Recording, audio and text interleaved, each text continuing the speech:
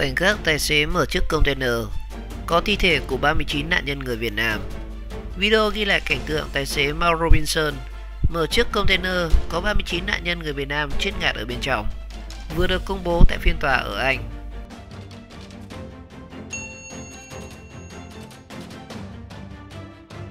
Video được trích xuất từ camera an ninh ghi lại cảnh tượng tài xế Mark Robinson đỗ chiếc xe container và phát hiện ra thi thể của 39 người Việt Nam, và thời gian ghi hình được xác định vào khoảng 1 giờ 13 phút sáng ngày 23 tháng 10 năm 2019. Và trong đoạn video thì tài xế Mark Robinson đỗ chiếc xe container trên lại độ lông thuộc thị trấn Gray. Sau đó thì ông này đi về phía sau chiếc xe và mở cánh cửa ở bên phải.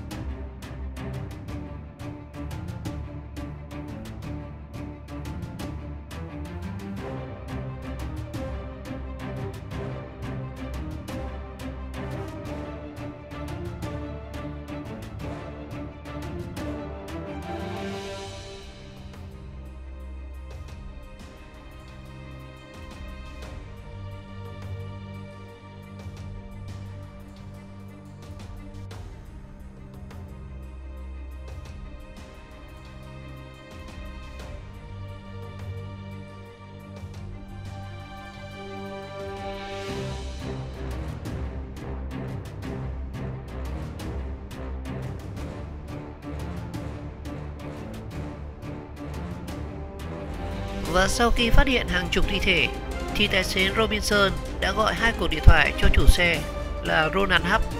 Công tố viên Brian Randroy cho biết tại phiên xét xử vào ngày 28 tháng 10 tại tòa án Orbley ở London, và ngay lập tức thì ông Hubb đã yêu cầu tài xế mở cửa chiếc xe container để cho không khí được vào bên trong, nhưng không được để cho những người bên trong chạy thoát ra ngoài. Và khoảng 23 phút sau thì sau khi phát hiện ra các thi thể, thì tức là lúc 1 giờ 36 phút buổi sáng, thì tài xế Robinson mới gọi số điện thoại khẩn cấp ở Anh là số 999.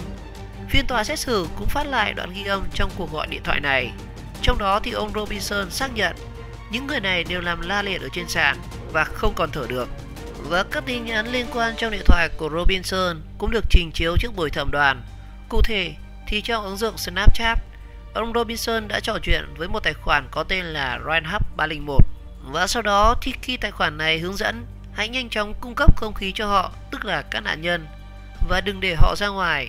Give them air quickly, don't let them out. Tài xế Robinson đã phản hồi bằng cách là ấn biểu tượng like. Và theo buổi thẩm đoàn thì các tin nhắn này đã được gửi vào khoảng từ nửa đêm đến 1 giờ 20 phút sáng ngày 23 tháng 10 năm 2019. Hello caller, is patient breathing? Hello, no, I'm a lorry driver and I just lifted a trailer from the port. Okay, is the patient breathing? No, there's loads of them. There's immigrants in the back, but they're all lying on the ground. Okay, are they breathing? I don't think so. They're not breathing. Don't think so, no. Okay, tell me exactly what's happened.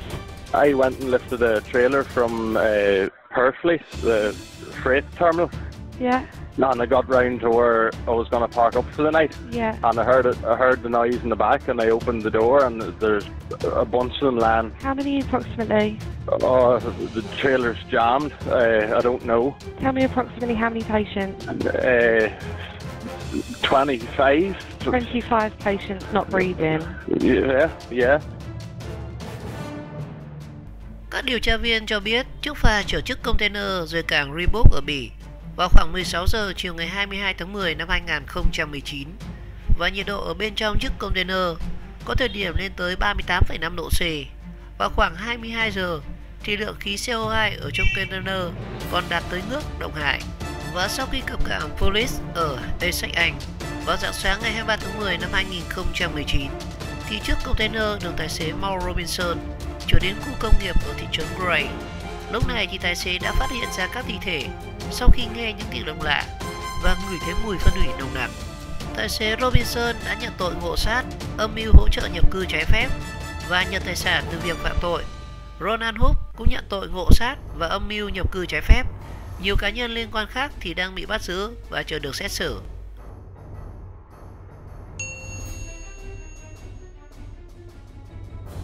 Những phút cuối cùng của 39 nạn nhân Việt Nam trong chiếc container ở thảm kịch Essex.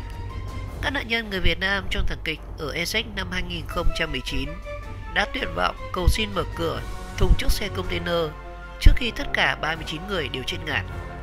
Vào tháng 10 năm 2019 thì 39 nạn nhân người Việt Nam, trong đó có cả đàn ông, phụ nữ và trẻ em, độ tuổi từ 15 đến 44, được phát hiện đã chết trong thùng chiếc xe container đông lạnh đang trên đường vận chuyển từ cảng Rebook của Bỉ đến Fullis ở Essex ở Anh. Và theo thông tin công bố ở phiên điều trần vào ngày 27 tháng 10 tại tòa án Orpeley ở London, trong cuộc điện thoại từ một nạn nhân thì có thể nghe thấy tiếng người nói xung quanh mở cửa, và những nạn nhân trong thùng chiếc xe container bị chết ngạt trong nhiệt độ lên tới 38,5 độ C. Một số nạn nhân nhận ra những người khác đã chết trước khi tất cả đều chết ngạt, theo thông tin thu thập được từ tất cả các cuộc gọi của các nạn nhân. Và trong phiên điều trần thì bồi thẩm đoàn được nghe mô tả về hành trình của chiếc xe container chở 39 nạn nhân từ khi được đưa lên phà ở Rebook lúc 15 giờ chiều ngày 22 tháng 10 năm 2019. Phà Clenman khởi hành 36 phút sau đó với chiếc container được xếp ở trên bom. Vào lúc 18 giờ 25 phút thì một phụ nữ trẻ Việt Nam đã chụp một loạt các ảnh selfie trên điện thoại cho thấy tình trạng ngột ngạt ở bên trong chiếc thùng xe. Và trong vài giờ tiếp theo thì những người này đã cố gắng gọi điện thoại, trong đó thì có một người đã gọi đến số khẩn cấp của cảnh sát Việt Nam nhưng đã không thành công. Và trong tin nhắn được để lại cho gia đình thì một nam nạn nhân 25 tuổi đã nói rằng: "Con xin lỗi, con không thể chăm sóc cho gia đình. Con xin lỗi, con không thể thở được. Và con muốn trở về với gia đình của mình và muốn có một cuộc sống tốt đẹp hơn." Và trong một đoạn ghi âm trên chiếc điện thoại di động vào lúc 20 giờ 22 phút thì một nạn nhân 22 tuổi đã nói: "Tôi không thể thở được, tôi xin lỗi, tôi phải đi bây giờ." Và vọng vào trong các đoạn ghi âm này là giọng nói của một số nạn nhân khác: "Cố lên mọi người ơi, mở cửa ra."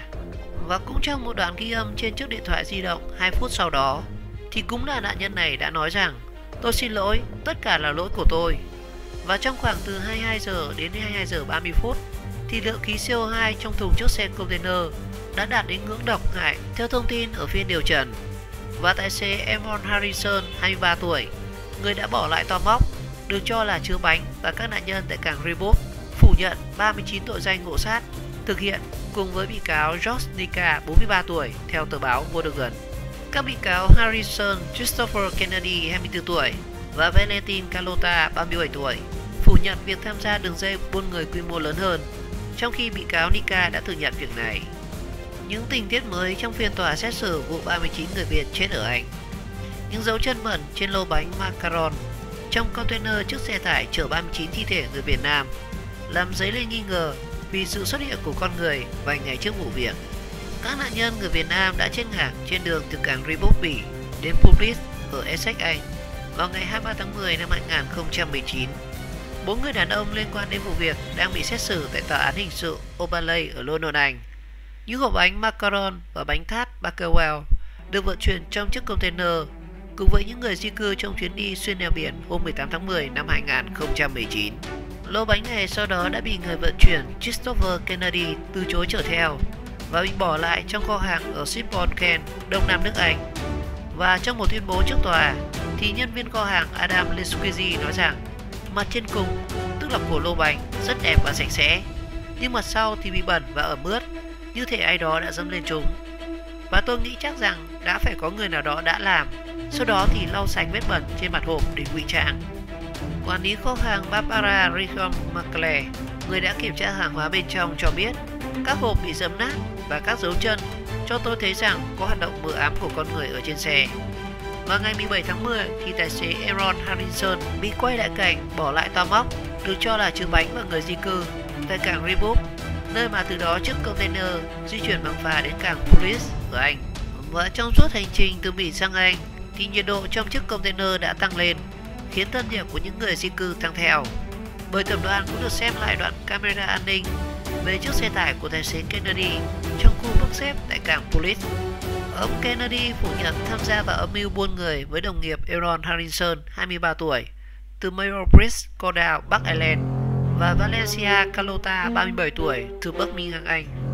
Người cầm đầu bị cáo buộc là George Nika, 43 tuổi, từ Basildon, Essex, đã thừa nhận âm mưu buôn người bất hợp pháp, nhưng vẫn phủ nhận 39 tội danh ngộ sát. Tài xế Harrison cũng vậy, và phiên tòa thì vẫn chưa kết thúc.